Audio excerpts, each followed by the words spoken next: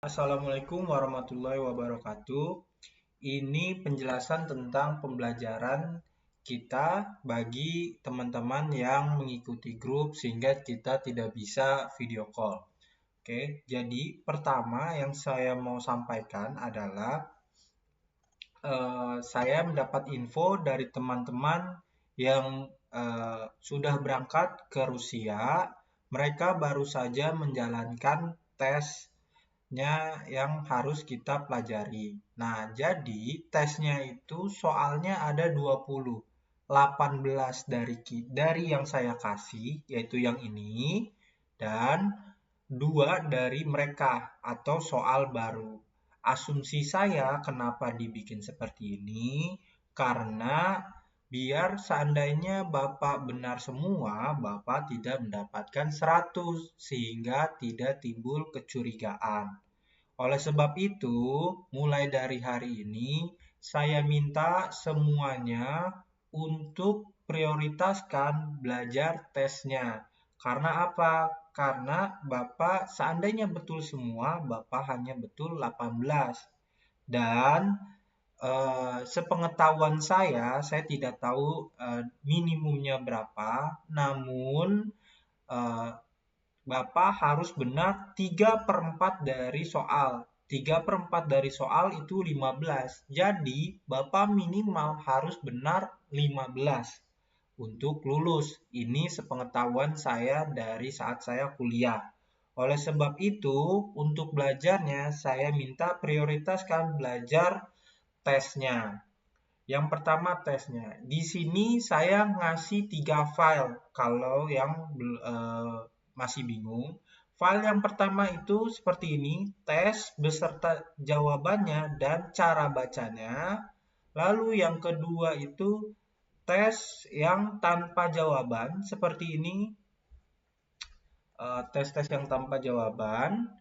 Yang ketiga itu adalah tesnya yang dalam bahasa Indonesia. Oke. Jadi, cara belajarnya seperti apa? Saya minta Bapak untuk belajarnya dihafalkan jawaban beserta bentuk soalnya. Kenapa dihafalkan? Tidak dipelajari karena waktunya tidak banyak untuk Bapak. Bapak kurang lebih memiliki waktu sebulan. Sebulan ini sudah termasuk waktu Bapak belajar saat Bapak sudah sampai di Rusia.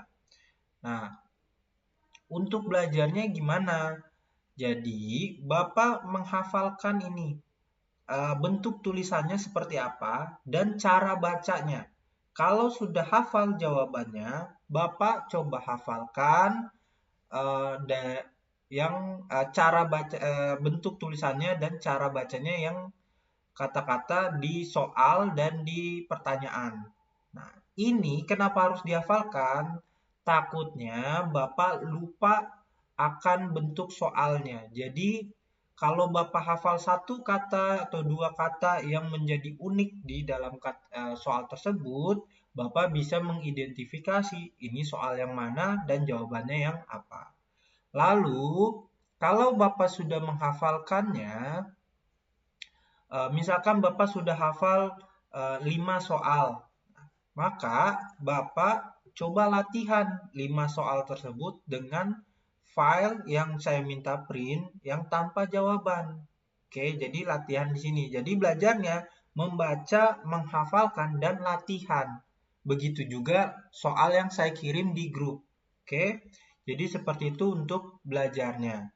Saran saya, yang soal tanpa jawaban ini jangan dicoret-coret. Kenapa? Karena kalau Bapak sudah selesai semua, Bapak akan belajar ulang lagi nih. Nah, kalau sudah ada coret-coretan, jadi kan percuma sudah tahu jawabannya. Jadi nggak bisa dipakai lagi. Maka dari itu, kalau mau coret-coret, Bapak bisa coret-coret di buku tulis atau di soal yang dengan jawaban dan cara bacanya ini.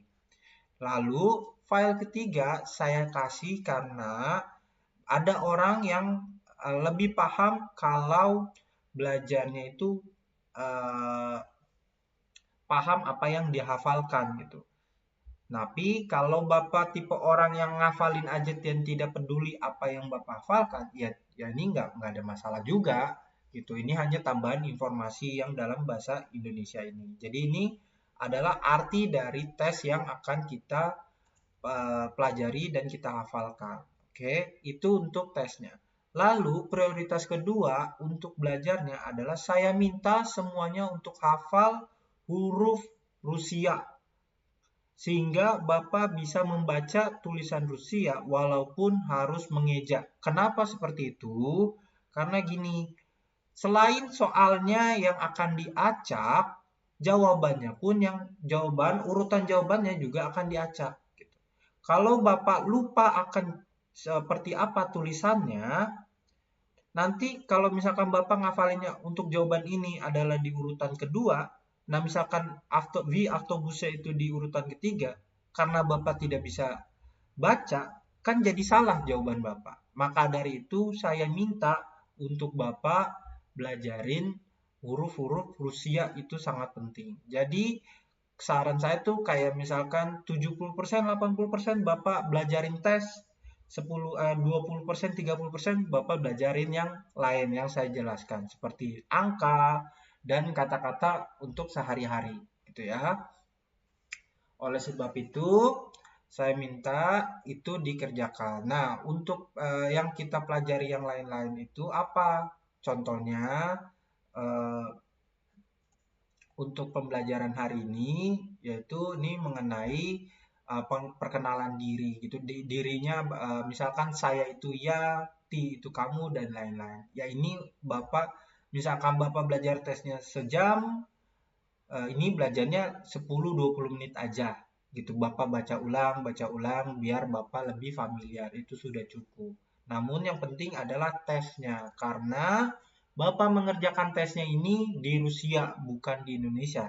Jadi kalau Bapak gagal, Bapak harus pulang ke Indonesia gitu. Dan itu akan menimbulkan biaya lagi. Untuk biayanya siapa yang ingin? Saya tidak tahu.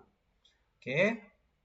Jadi itu aja yang saya mau sampaikan kepada bapak-bapak yang sedang melakukan pelatihan dan tidak bisa video call atau bapak-bapak yang lain yang kita sudah video call namun lupa apa yang saya sampaikan, bisa dilihat di sini. Oke, itu aja dari saya. Assalamualaikum warahmatullahi wabarakatuh.